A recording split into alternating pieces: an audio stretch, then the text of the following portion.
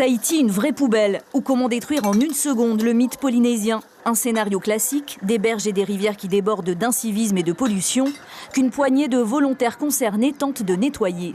On a récolté pas mal de pièces de voitures. On trouve beaucoup de déchets de nourriture.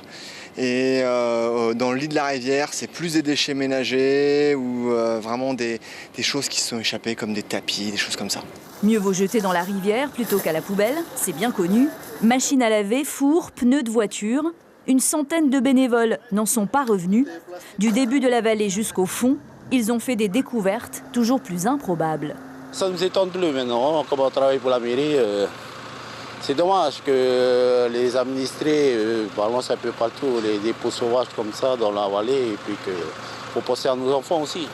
Il faut déblayer avant la saison des pluies pour éviter les drames, car en plus de dévaster l'environnement, les pollueurs sont aussi des criminels en puissance. Lorsqu'ils déclenchent des crues, les Keys sont à l'œuvre.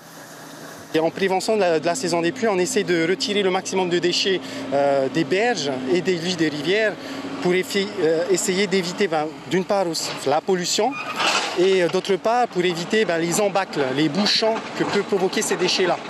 10 millions d'investissements pour donner un coup de propre à la vallée. L'inconscience écologique coûte cher, mais mobilise. Ça veut dire que l'action a sensibilisé pas mal de monde. En plus, venir le week-end après la semaine de travail, il faut quand même le faire. Ça veut dire que tout le monde se sent impliqué. Mais maintenant, il faudrait être plus au vu du nombre de déchets qu'il y a à ramasser.